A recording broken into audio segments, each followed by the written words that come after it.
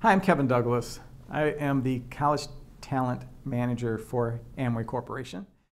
This is section 2 of personal selling skills. We're going to talk about how to get ready for the interview and what manager expectations are. And let's talk about manager expectations first, because this will help guide you as you start preparing for your interview. And a lot of people, when you think about managers' expectations, in the past it dealt with teamwork, getting along with each other, good communication skills. Nowadays, that's a given. We expect that people have those skills. So what I'm going to talk to you about are some things that will set you apart when you really start thinking about what manager expectations are about. First of all, integrity. Really looking for people that have a high level of integrity, because honesty is the best policy. You can't go wrong as long as you're very honest and you have a high level of integrity. Personal responsibility, owning what you do, taking control of it, taking charge of it, and having the responsibility to drive your project through. Then the next thing is achievement. We want people that have a need to be high achievers. That's not at the detriment of a team. I'm not saying be I-focused. It's being able to achieve at the betterment or for the betterment of an organization. The next thing is a performance-driven mentality. Now, what that's all about is, when you think about it, there are people that can perform at different levels within the organization. And what employers are looking for are people that have a desire to perform above the average. We expect people are going to achieve at a high level, but we want the person that's going to take it a step or two above that.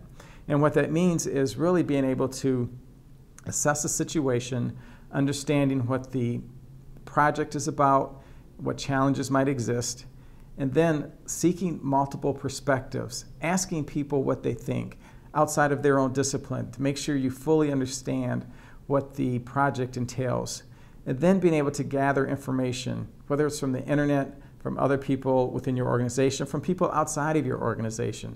So really doing a good job at researching. People have a tendency to say why something can't be done and leave it at that. What we want is people that can say, you know, this might not be able to be done this way, but here's a solution. Here's the other option that we can implement. Now that will set you apart. That's the performance-driven person we're looking for. Now let's move on to innovative thinking.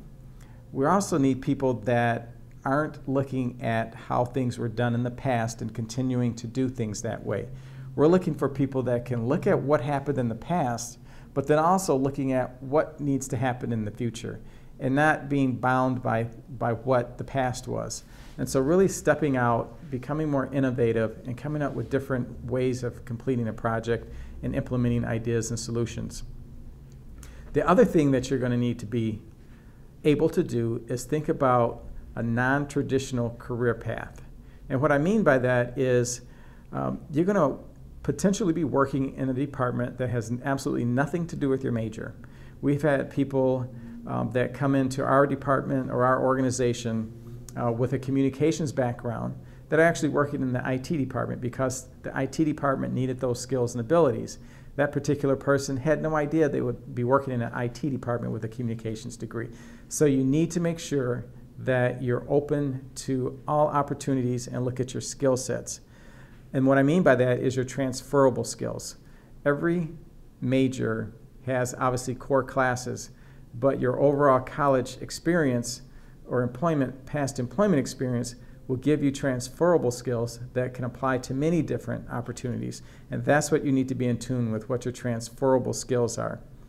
You're going to be required to work in a nebulous environment. What I mean by that is there are ways of working that aren't just etched in stone. You really need to be able to flow with changes, with market condition changes, with organizational changes, with a global environment. So it's kind of nebulous, so you need to be flexible. The other thing to think about is when folks entered college, say for example, you're about to graduate, some of the careers that exist now didn't even exist when you were in your freshman year. So that's the other reason you need to work in a nebulous environment, because that's not going to change. So when you graduate, 3 or 4 years from now, there are going to be careers that didn't exist when you graduated. And the only way to stay competitive is to look at your transferable skills and the ability to work in a nebulous environment. Those are some of the things that managers look for. And then the other thing is you need to think global, but act local. And what I mean by that is in a global environment, you need to be aware of different cultures. You need to be aware of how business is conducted in different environments, but yet you need to be able to conduct business in your local environment. So you need to think globally and act locally. The other thing is lean. And what that means is a lot of people, when you hear lean, they think of manufacturing environments, but lean principles simply is looking at how things are done, how to drive more efficiencies in them. And that applies in the office, that applies in the manufacturing environment. Employers are always looking at how to get costs down, yet still improve efficiencies and quality. So take the time and understand a little bit about lean principles.